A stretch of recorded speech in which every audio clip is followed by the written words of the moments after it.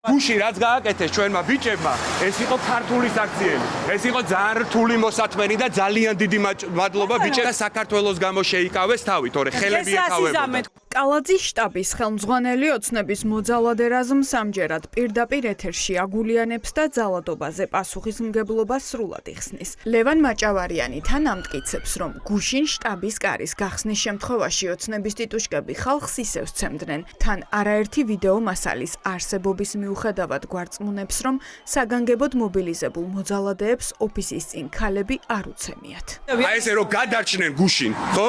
ძალიან ხილად იყვნენ, იმიტომ რომ ვერავის ვერ დავპირდები იმას, რომ ყველა ყოველთვის ესე მოიქცევა. ჩემი ძმაკაცი იქნება, თუ ჩემი მეზობელი, თუ ჩემი ნათესავი, ვინც ქალზე მოძალადეა, ყველა არაკაცი არის. მე მაგ პრინციპებით ვცხოვრობ და ჩემი გუნდელებიც მაგ არა, ოფისში ჩვენ ეზედები არ ყავთ. და ზონდერები მოიკითხეთ თქვენთან. ყველა არაკაცი არის, კი, და ყველა არაკაცი არის. ნიშნულობა არ აქვს ვინ იქნება. ლევან მაჭავარიანს დღეს ნერვებმა არაერთხელ უმტყუნა. ის ტევ პირველს ინტერვიუების ჩაწერას არავისთან აცდიდა და განსაკუთრებით აქტიურობდა. კომენტარის გაკეთება არაცადა კოლეგა არჩილ გორდულაძესაც. ადამიანის სახე საერთოდ დაკარგული აქვს, არც ქალი გავს ქალს, არც კაცი გავს გავს. არის ერთი ბრბო შეკრებილი ქალზე ძალადობა შვილის დედაზე იძალადეს. კატეგორიულად მიუღია იქნება თუ უშვილო იქნება ძალადობა არის არაკაცი. და ასევე თქვენ რა თქმა უნდა და ასევე თქვენ აი რომ გიზით ეს ადამიანები არა ოფისში ეგეთ ადამიანები არ გვიზეთ. აბა ვინ ისე მოყანილი ხავდათ? აბა ვინ იყვნენ ეს მოკალაკები რამდენმა მანქანო ოცნების საარჩევნო შტაბში გუშინ მოძალადეთა რაზმი ისევ იყო მობილიზებული. კამერებმა კალაძის ოფისში დააფიქსირა ეროვნული ნაკრების მოქმედი მორაგბე ნოდარ ჭეიშვილიც, თუმცა ხალხის სიმრავლის გამო გარეთ გამოსვლა და დემონსტრანტებზე ფიზიკური ანგარიშწორება გუშინ ვეღარავინ გაბედა. განსხვავებით წინა დღეებისგან, როცა პროტესტის მონაწილეთა მარშს კალაძის შტაბთან მუდმივად აგრესიული ახალგაზრდები ხვდებოდნენ.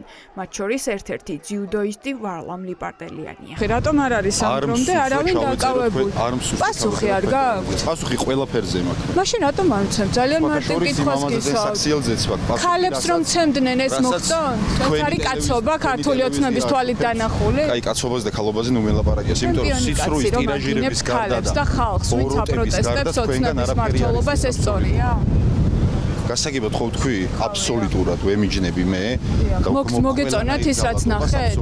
რატომ არ არის დაკავებული? თქვენი მხრიდან ძალადობას თან გმობდა და თან საკუთარ გუნდს ისევ ძალადობისკენ აქეზებდა დღეს კახაკალაძეც. დედაქალაქის მერი პროტესტის მონაწილეებს სახედაკარგულებს უწოდებს, მათ ლანძღავს და პარტიის შტაბში ორგანიზებულ ძალადობაზე პასუხისმგებლობას სრულად იხსნის. მისამართებს ავრცელებენ პირდაპირ აქციის მონაწილეების. ბატონ კახა, რაც შესაძლოა მოხდეს ამომავლოდ პასუხისმგებლობას ამაზე იღებთ? ჩემი განცხადება სათნახეთ მისამართებთან დაკავშირებით. ქალებზე რაც თქვით გუშინ რომ არავინ უცემიათ, ქალები არ იყვნენ ეს ადამიანები, აბა ეს არ არის ძალადობის წახალისება, არ დაგიგმიათ ერთი სიტყვითაც. აი ამ ყველაფერს. დიახ, ბატონ კახა, ნახეთ, აი თქვენ ხო ამბობთ, რომ გვაგინებდნენო და პასუხი გავეცითო.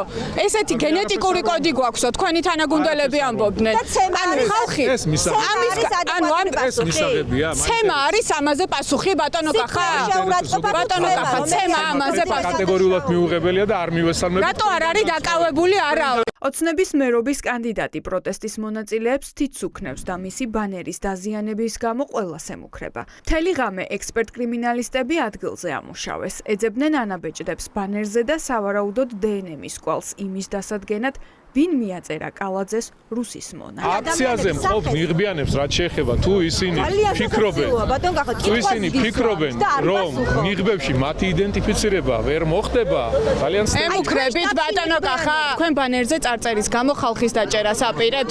გამოძიება დაიწყო. არავის არ აქვს იმის უფლება, რომ საარჩევნო პროცესში ხელი შეუშალოთ. ქართული ოცნება და ჩვენი საარჩევნო შტაბი არ მისულა არავისთან. ნაციონალურ მოძრაობას რომ მიუვარდნენ და დაარბიეს შტაბი, მელიას რომ შტაბი დაუწეს. ეს თქვენი მხარდამჭერები არიდნენ? ირკვევა, რომ ბანერი, რომელზეც კალაძე ასე დარდობს, ადგილზე მერიას უკანონოდ აქვს განთავსებული. ირაკლი აბესაძის ინფორმაციით მერიას კულტურული მემკვიდრეობის დამცავ ზონაში ბანერის გაკვრაზე ნებართვა არ მოუთხოვია და ახლა შინაგან საქმეთა სამინისტროს სამინისტრო. ახალგაზრდების დევნის ნაცვლად მერიის უკანონობაზე უნდა რეაგირებდეს. თავად კალაძის გამოსახულებაზე ამ შემთხვევაში ავსაუბრობ ის კონსტრუქციაზეც კალაძის გამოსახულება არის განთავსებული, ეს უნებართვოდ აქვს განთავსებული კალაძის შტაბს, ისინი უნდა ჯარიმდებოდნენ 16000 ლარით და თავის კალაძის გამოსახულებიანად ეს ბანერი უნდა იყოს მოხსნილი. პროტესტით შეშინებული კალაძის გუნდი შტაბთან უსაფრთხოების ზომებს ამკაცრებს. თბილისის მერს ტიტუშკებთან ერთად ადგილზე სათვალთვალო კამერებითაც დაიცავენ. მელიქიშვილის გამზირზე მაღალი გარჩევადობის სახის ამომცნობი კამერები სასწრაფო წესით დღეს დაამონტაჟეს.